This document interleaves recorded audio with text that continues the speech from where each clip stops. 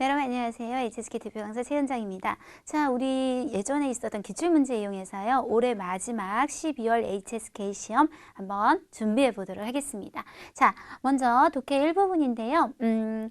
독해 1부분 같은 경우는 전체 내용이 사실은 지금 일부만 발제되어 있어서 그런데 이렇게 길이감이 조금 있잖아요. 그런데 빈칸 주변을 읽어보고 바로 답이 나오면 굳이 전체를 다 읽어야 되는 건 일단 아니다. 이게 첫 번째 포인트가 될 것 같아요. 그래서 빈칸이 포함되어 있는 문장부터 한번 읽어보고 내가 여기만 읽으니까 답을 잘 모르겠어. 너무 내용이 빈약해. 그러면 그때 가서 앞이나 뒤를 읽어도 늦지 않은데 처음부터 이걸 다 읽겠다고 생각하면 우리가 시간적으로 너무 쫓기게 될 거예요. 자, 첫 번째 빈칸의 위치가 어떤 문장에서 시작되는지 봤더니 글의 맨 처음부터. 그래서 여기서부터 연결성을 한번 보도록 합니다. 有一名青年小说家, 한 명의 젊은 소설가가 있었는데 在大学还没毕业时, 在什么什么时, 대학을 아직 졸업하기도 전에 이 소설가가 이미 러가 붙어 있는 걸로 봐서 동사가 들어갈 것 같아요. 뭐 했죠? 上千万字, 1000만 자를 넘게 글 같은 것을 했다. 라는 동작이 필요할 것 같아요. 자, 항상 동사를 찾을 때는 목적어와 짝이 되는 것을 찾아야 되기 때문에 여기만 보고 찾지 말고 항상 목적어를 체크해서 같이 연결성을 봐주도록 합니다. 먼저 发表라고 하면 발표하다인데요. 요거는 잠깐 얘기를 좀 해야 될 것 같은 게 우리 수업 시간에 나와서 발표하다 정도는 발표하다 중국어로 发表라고 하지 않아요. 중국어에서 发表라고 하면 뭔가 대중들에게 전체적으로 사회 전반에 알리는 정도.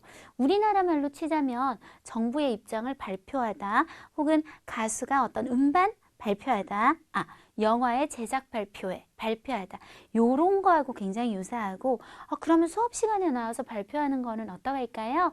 그거는 좀 너무 약해요. 그래서 그거는 发言, 요건 이합동사예요. 동사 목적어로 이루어져 있어서 말을 바랬다 라고 해서 发言을 쓰시는 게 적합합니다. 그래서 发表 같은 경우는论文, 논문이나 원장 어떤 글, 声明, 성명을 발표하다 이럴 때. 그래서 지금 글하고는 굉장히 잘 어울리는 짝이 될 수 있을 것 같고요.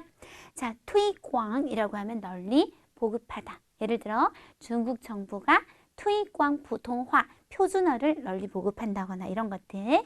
꾸이나, 귀납하다는 한국말 자체가 좀 어렵지요. 자, 귀납하다라 그러면 어떤 논리적인 증명 단계를 통해서 마지막 결론을 이끌어내는 일종의 논리에서 쓰는 말이고요. 宣传은 말 그대로 선전하다 혹은 홍보하다, 명사성도 가능합니다. 확실하게 답은 뭐가 되겠죠? A가 되겠네요. 자, 두 번째 빈칸을 한번 봅니다. 위치가요. 而且 여기에서 문장이 일단은 시작되고 있어요. 도전! 해보고 안 된다. 나는 조금 너무 내용이 빈약하다. 그럼 앞도 읽어보도록 할게요.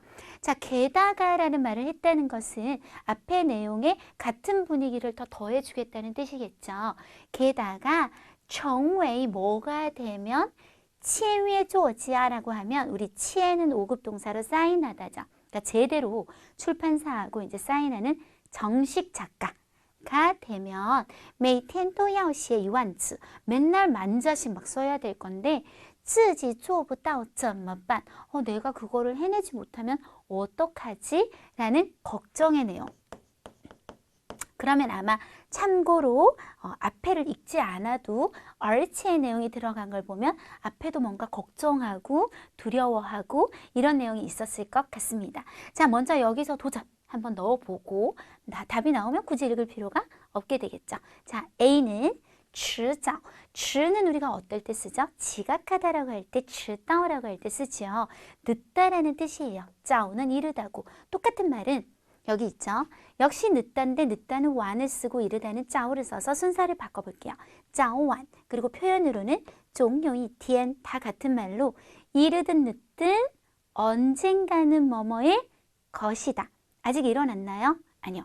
언젠가는 일어날 것이다. 그래서 뭐뭐일 것이다라는 추측의 조동사 호의하고 쓰는 경우가 굉장히 많은데 일단 한번 내버려둬 보고 징快 하면 되도록 빨리, 되도록 빨리 되다. 걱정 내용하고는 별로 전형의 흐름상 맞지 않는 것 같고요. 자, 이딴이라는 말은 일단 뭐뭐 하면이라고 해서 꼭 그런 건 아니지만 짝으로 치우가 등장하는 경우가 꽤 있을 거예요. 그래서 일단 이런 일이 한번 생기면 이렇게 될 것이다. 라는 뜻을 나타낼 거고요. 정징은 일찍이 이전에라고 해서 쓰실 때 보통 동사 플러스 구어 많이 들어와요. 정징 취구어, 정징 学过 라고 해서 예전에 배웠던 적이 있다, 가본 적이 있다 라는 뜻을 나타내게 됩니다.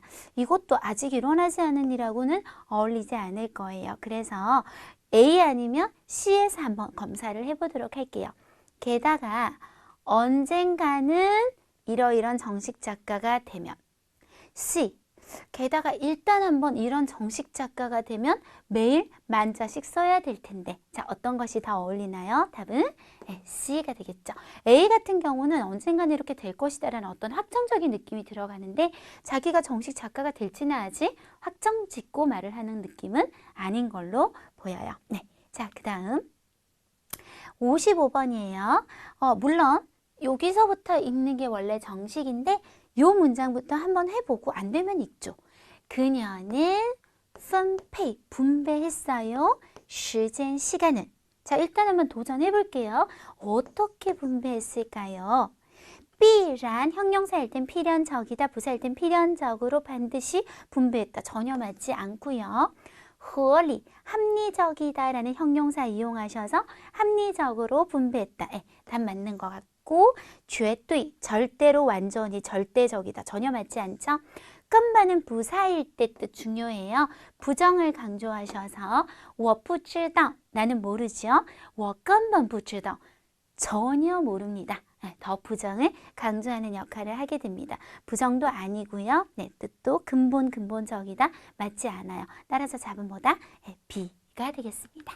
자, 56번은 문장 찾기예요. 우리가 문장을 찾을 때는 그 앞의 내용, 뒤의 내용의 흐름을 잘 보고 연결성을 가질 수 있는 게 뭐가 있나 하고 살펴보는 게 중요할 텐데요.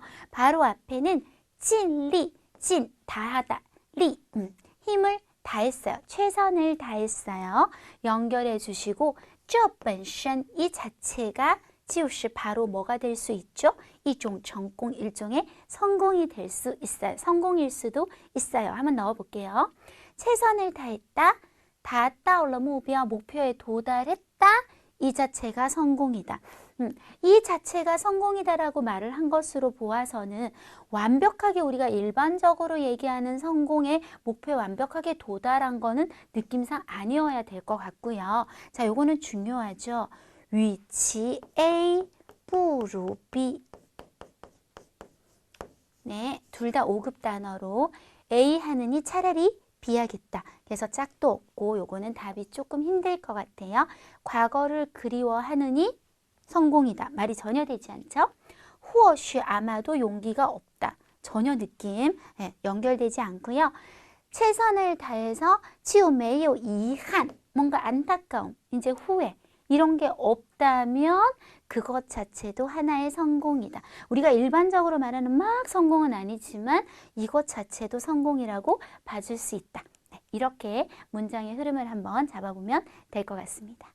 네, 이번에는 독해 2부분 한번 가보시는데요. 자, 독해 2부분은 항상 일단 보기 분석을 먼저 하시는데 보기를 딱 봤을 때 지금처럼 어디까지가 다 똑같죠?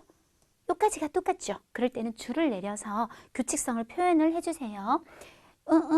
사람들에 대한 설명문이구나 해석이 안 되면 그대로 냅두시면 됩니다. 그런 다음에 뒤만 읽어둡니다. 收入很低, 수입이 낮다. 좀 눈에 잘 들어오게 해줄게요. 消费过高, 소비가 너무 높다. 이런 인구는 비율이 높다. 是指 가리킨다. 穷的人, 가난한 사람을 가리킨다. 자, 그런 다음에 뭘 해보시냐면요. 마침표를 한번 찾아서 동그라미를 쳐보세요. 왜냐하면 이게 마침표만 우리가 동그라미를 쳐서 뭘 할 거냐면 앞만 볼 거예요. 그럼 뭘 느낄 수 있냐면 글의 흐름을 느낄 수가 있는데요. 지금 보면 왕민만이라고 해서 네티즌들은 어쩌고저쩌고, 그들은 어쩌고저쩌고, 그리고 마지막에 뭐로 시작해요? 所以. 그렇다면 얘가 뭘까요? 전체 글의 주제, 결론을 나타내고 있겠죠. 그러면 우리는 일단 가장 이 글의 핵심적인 문장인 얘를 먼저 읽어보는 것이 당연히 더 좋은 접근 방법이 되는 겁니다. 여기서 답이 안 나오면 그 다음부터 읽는 것은 어차피 똑같은 거니까요. 자, 그러면 주제를 먼저 읽어보죠. 이 사람들은 不是 이것이 아니라 只是什么什么而已 단지 이거일 뿐입니다. 자, 뭐가 아니라 没有钱 돈이 없는 것이 아니라 只是花的多 돈을 쓰는 정도가 많을 뿐입니다. 따라서 정답은 이미 B 이렇게 찾아낼 수 있어요. 그래서 주제문을 나타낼 수 있는 접속사를 조금 정리해 드리면 所以 그리고 因此 따라서 그 다음 우리 5급 단어의 두 가지 아이고 자 되셨나요? 可见 이라는 접속사도 앞에 이런 사실을 통해 可见 알 수 있어요 하고 주제나 결론을 이끌어내고요. 결론적으로 말해서 역시 5급 단어예요. 总之 이런 단어들이 보이면 먼저 읽는 거 굉장히 좋습니다. 그러면 보통 답이 나올 가능성이 아주 높다. 되셨나요? 자, 68번. 얘 같은 경우는 요렇게 두 개가 같은 거 말고는 특별히 앞이 똑같이 시작되지는 않아요. A, B, C, D 읽어볼까요? 구매를 하면 넝정창 自信心만 밑줄 쳐놔도 나중에 훨씬 잘 보일 거예요. 자신감을 강화시킬 수 있다. 이런 표시를 하지 않고 보기를 읽게 되면요. 그냥 깔끔하게 이렇게 냅두잖아요. 그러면 나중에 문제를 풀다가 A, B, C, D를 보면 또 안 보여요. 무슨 내용인지. 그럼 어떻게 돼요? 또 읽으셔야 돼요. 그냥 보기를 계속 반복적으로 읽는 일이 생기는데 이거 줄 하나 쳐놓으면 자신감 이렇게 되기 때문에 시각적으로 시간적으로 굉장히 유익한 행동이에요. 물건을 사는 것은 디가오 뭐를 향상시킨다? 콩질감 뭔가 컨트롤하는 제한을 할 수 있는 느낌을 향상시킬 수 있다. 悲伤的人 뭔가 슬픈 사람이 更善于 뭐를 잘한다? 우리 5급 단어 중에 유일하게 4글자로 되어 있는 단어 讨价还价라고 하면 흥정을 하다. 죄송해요. 목 상태가 지금 좀 안 좋아서 그래서 이 사람들이 이거 잘한다. 이렇게 표시를 딱 해놓으면 이렇게 보이는 거죠. D. 买的东西越多 물건 산 게 많을수록 쉽게 후회한다. 어디 많을수록 후회다. 이렇게 해놓고 자 마침표뿐만 아니라 물음표도 한 문장이 되지요. 표시를 한번 해보도록 합니다. 쭉 보시면 얘 같은 경우는 첫 번째 질문을 하고 한 실험에서 밝혔다. 그런데 또 실험에서 발견했다. 그러면 질문은 이 글에 이제 내가 무슨 얘기를 하겠다 하고 운을 띄우는 느낌을 줄 거고 본격적인 내용은 실험에서 우리가 알아낸 두 가지 문장으로 이루어져 있는 병렬 관계이기 때문에 어떤 문장을 처음 읽어야겠다 이런 건 없을 것 같아요. 그럼 처음부터 읽으면서 답이 나오면 스탑을 할 거예요. 购物 물건 사는 것이 정말 能缓解悲伤吗 슬픈 감정을 좀 완화시켜 줄 수 있는 걸까요? 자, 한 실험에서 증명했어요. 人们 사람은 在悲伤时 슬플 때 통상적으로 会感到 뭐라고 느껴요? 목적어가 조금 길었어요. 이렇게 느껴요. 对生活 내가 죄송해요. 여기까지. 생활에 대해서 缺乏또 동사 목적어 뭔가 좀 컨트롤할 수 있는 게 내가 부족하다라는 생각이 들어서 通过什么什么 무엇을 통해서 또 안에 在购物中 우리가 구매를 하면서 체험을 하는 거죠. 뭐를 선택과 결정. 구매를 하면 선택해야 되잖아요. 내가 이거 사기로 결정을 해야 되잖아요. 이런 걸 하는 걸 통해서 能提升提升就是提高 향상시킬 수 있다. 우리의 뭐를 콩질간 답 나온 것 같죠? 꼬우는 콩질간을 디가오할 수 있다. 그러면 우리는 여기서부터 읽을 필요가 없어지는 것이 되겠습니다. 그래서 두 가지 전형적인 다른 형태. 아예 주제문을 가지고 바로 답을 찾아내는 거. 두 번째는 처음부터 이때 ABCD를 이용해서 답이 나오면 바로 멈출 수 있는 거 한번 해보셨어요. 자, 쓰기 일부분은 매일 나오는 그 어떤 어퍼 포인트가 정해져 있어요. 그래서 항상 정확하게 알아놓으시면 이거 단어들이 바뀌어도 문제를 푸는데 크게 어려움이 없으실 겁니다. 자, 첫 번째 형용사 수러문은 말 그대로 문장의 서술어가 형용사로 이루어져 있기 때문에 얘는 좀 좋은 게 뒤에 목적어가 올 리가 없어서 문장이 짧아요.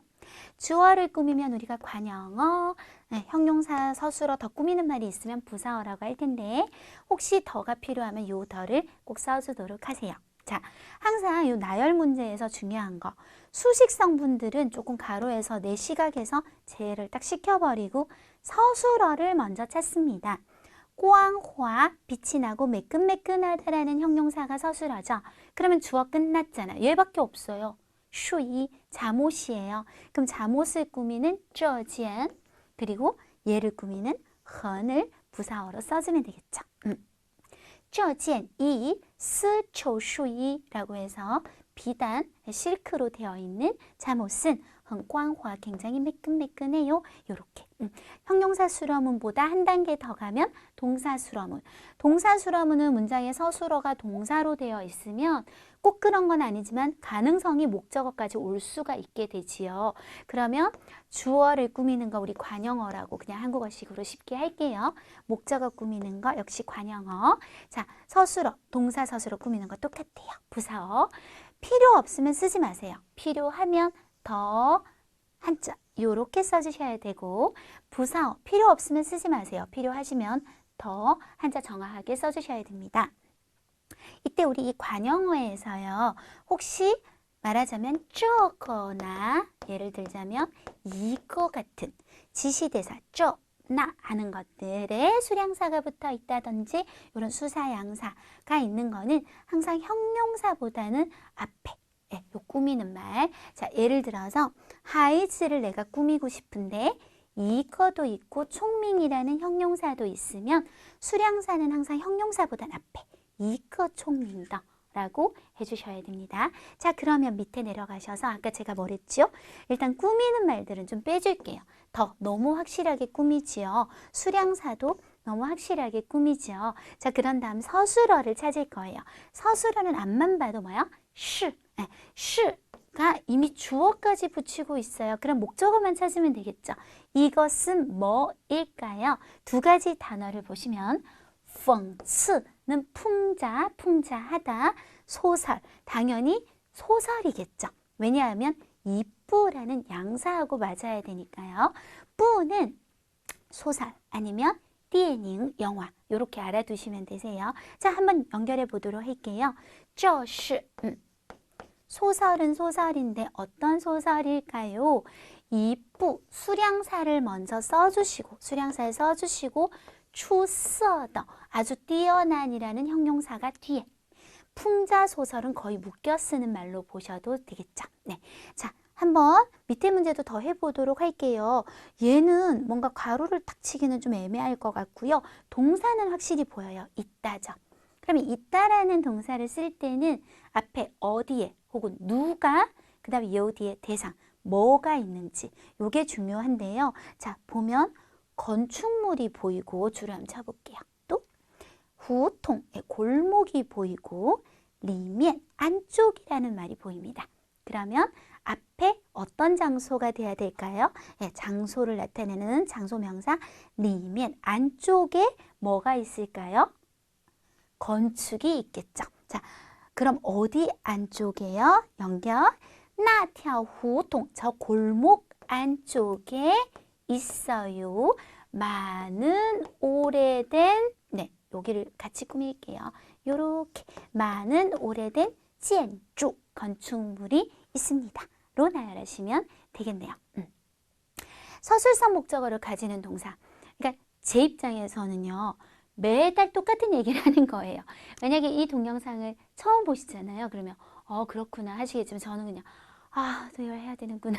근데 또 해야죠.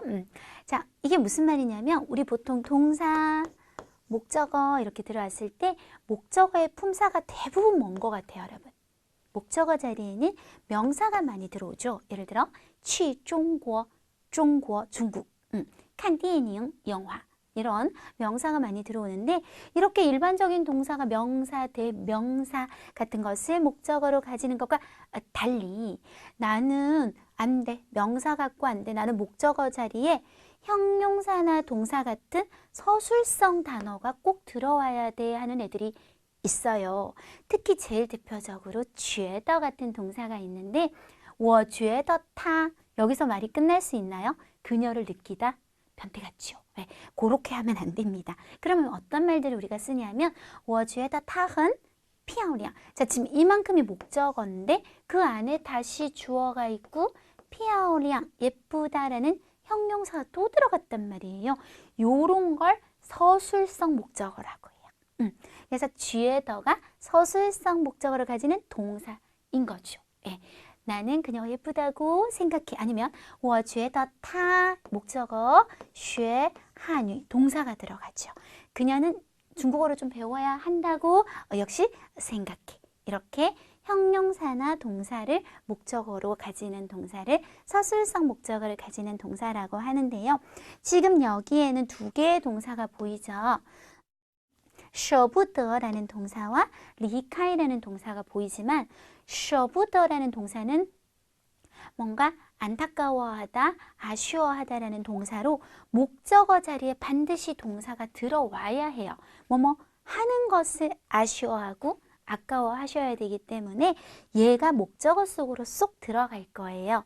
자, 그러면 주어하고 여러 가지들을 한번 나열을 해보면 우리 아들이 트어비의 셔부터 굉장히 섭섭해하는 건데 목적어가 긴 거예요. 그 안에서 또 동사 들어갔어요. 떠나는 거죠. 누구를? 타달라올라 그의 외할머니를 떠나는 이 동사, 이 동작을 아쉬워하다. 네, 요렇게 넣어서 목적어로 처리를 하시면 되겠습니다. 정도보어. 정도보어는 목적어가 없을 때와 있을 때 상황이 조금 이제 더 복잡해지는 데 있으면 없을 땐 간단하죠. 他说得很好. 말하는 정도가 더 넣어주시고 정도보어. 잘해요. 이렇게 쓰시면 돼요. 목적어가 있으면 지그재그로 들어가요. 他说汉语. 그가 중국어를 말을 하는데 한 번 더 써요. 说得很好. 이때 지그재그로 들어간 동사 중 앞에 동사는 사실은 가짜. 그냥 허수아비. 그래서 빼셔도 돼요. 他汉语说得很好라고 하셔도 됩니다.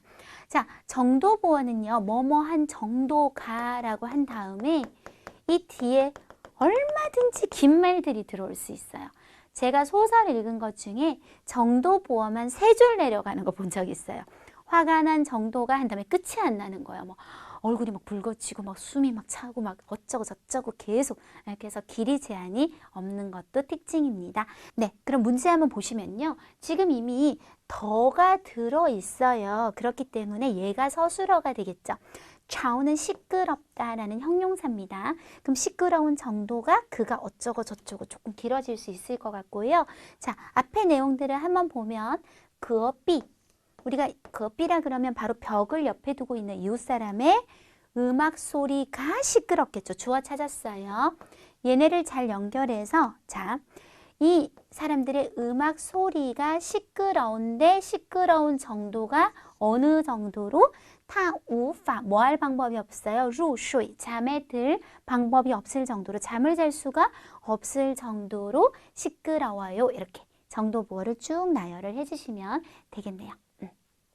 자, 빠자문이에요. 빠는 지향이라고 하셔도 상관없고요. 우리나라 말로는 뭐뭐를 딱 이렇게 해석을 해주시면 됩니다. 제가 보조개라는 얘기해요.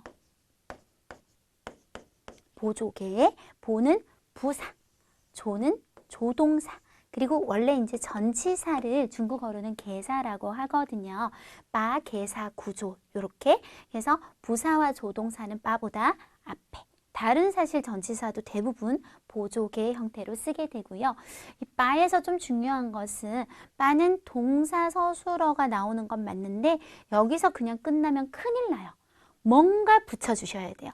기타 성분에 꼭 하다못해 러를 하나 쓴다거나 뭐 보어를 쓴다거나 정말 할 게 없으면 중첩이라도 꼭 해주셔야 됩니다. 그래서 한번 예제를 보면 我一定要把衣服 나는 반드시 뭐하고 말 거야? 옷을 씻에서 끝나면 안 되고 요건 결과 보어.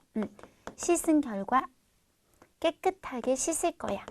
이렇게 조금 더 붙여주는 거 잊지 말아주세요. 자, 그러면 한번 볼게요. 지금 마가 문장 워낙 끝에 오는 애라서 위치 맨 끝으로 보내시면 될 것 같고 바보다는 조동사 넝이 앞으로 가야 되겠죠. 그럼 주어 찾아낸 것 같고 동사 서술어 띠게이 누구누구에게 건네주다인데 띠게이는 이게 혼자 끝나지가 않아요. 어차피 에게, 누구에게 하고 계속 뭔가 말이 연결돼서 나오니까 걱정을 안 하셔도 되고 그러면 당신은 조동사 앞에 빼시고 빠지엔따오를 띠게이 워 그리고 끝에 물어요. 마 항상 정확하게 문장 부호까지 붙여주시면 되실 것 같고요.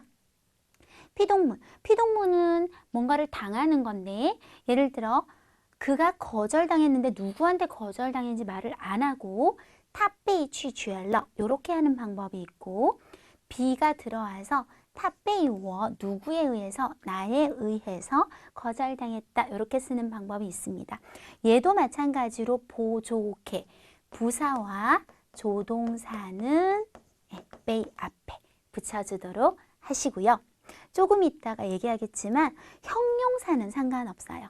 형용사는 전치사 구조가 이렇게 있다. 개사 구조. 보조개에 개가 있으면 여기 쓰는 경우도 있고 여기 쓰는 경우도 있어요. 단 보조개, 부사 조동사보다는 뒤쪽을 얘기하는 거예요. 자, 한번 보실게요. 자, 동사는 너무나 확실하게 스포, 찢었다죠. 자, 여기에 빼이가 보이고요. 앞에 주어가 이미 붙어 있어요. 영수증이 뭘 당했나 봐요. 자, 그런데 누구에 의해 당했냐? 워, 나에 의해서 당했다가 있고요. 뿌小心, 小心, 조심하다 형용사는 요 앞에 쓰셔도 되고 뒤에 쓰셔도 됩니다. 자, 그러면 앞에 쓰기에는 이미 둘이 너무 붙어 있어서 불가능해졌으니 뒤에다가 한번 써보도록 하죠. 영수증이 나에 의해서 조심하지 않아 부주의하게 찢어졌다. 스포라 이렇게 하시면 되겠고요. 한 문장에 서술어가 2개 이상 들어오는 문형은 무조건 연동문 아니면 겸어문이 확실해요. 어떨 때 연동문, 어떨 때 겸어문이라고 하냐면 他去中国学汉语 동사가 2개 보이죠? 누가 중국 가냐면 그가 중국 가요. 누가 중국어 배우냐면 역시 그가 중국어 배워요. 주어의 동사들이 계속 이 타에 통일이 되어서 연결이 되고 있으면 한 주어의 동사가 연이어서 온다. 이름 연동문. 자, 한번 읽어보면 我让他 사동동사 学汉语 내가 그로 하여금 중국어 배우게 했어요. 시킨 건 나지만 공부는 그가 하죠. 자, 이때 겸어문이 되는데요. 주어가 바뀌면 연동문이라는 이름과 달리 겸어문은 조금 이름이 조금 독특하다라는 생각이 드실 수 있는데 왜 겸어문이라고 하냐면 사실 이게 한 문장이에요. 내가 시켰어요. 그를. 이번에는 이렇게 보시면 그는 공부해요. 중국어를. 사실은 2문장이 연결되면서 이때 연결고리를 하는 타가 앞에 서술어에게 목적어 역할을 했었는데 뒤에 서술어에게 주어 역할을 동시에 겸한다고 해서 얘를 겸어라고 부릅니다. 그래서 겸어문이란 이름이 나오게 된 거죠. 겸어가 있는 문장. 자, 한번 여기 보시면요. 지금 동사가 2개가 보여요. 영향을 준다는 동사와 랑이 보이죠. 그런데 랑이 들어가면 사실 무조건 겸어문이에요. 한번 랑을 1번 동사, 이건 변함이 없어요. 랑은 항상 1번 동사로 들어오기 때문에 일단 제가 답을 조금 띄워놓고 분석을 한번 해드리면 비에가 뭐 붙어 있으니까 하지 마세요. 랑이 V1, 잉샹이 V2. 그래서 자, 샤오지 칭슈. 여기서 샤오지라는 말은요. 뜻이 2가지예요. 소극적이다도 있지만 부정적이다. 여기서는 부정적인 정서라고 해석을 좀 해주셔야 돼요. 그래서 부정적인 정서를 뭐뭐하게 만드는 거니까 랑에게 이 정서는 목적어 역할을 하고 있죠. 그런데 뒤를 보면 부정적인 정서가 당신의 일에 영향을 줄 거니까 잉샹에게 이게 주어져. 두 가지 역할을 뭐 하고 있다? 겸하고 있다. 그래서 겸어. 전체 무슨 문? 겸어문. 그래서 부정적인 정서가 당신 일에 영향을 주게는 하지 마세요. 라고 하시면 되겠습니다. 네, 이렇게 해서 우리 12월 시험에 대해서 한번 준비해 봤는데요. 자, 적중특강이라고 해서 토시 하나 안 바뀌고 문제 똑같이 나온다는 뜻은 아니지만 각 부분별로 우리가 대처하는 방법, 문제를 푸는 테크닉, 특히 방금처럼 쓰기 일부분의 어법 포인트는 거의 변화가 없어요, 여러분. 이 정도를 알아두시면 아마 지금 이 수업을 같이 들으신 분들은 이 부분의 성적이 바뀔 것 같아요. 그래서 항상 적중특강과 함께 마무리 잘 해주셨으면 좋겠습니다. 수고하셨습니다.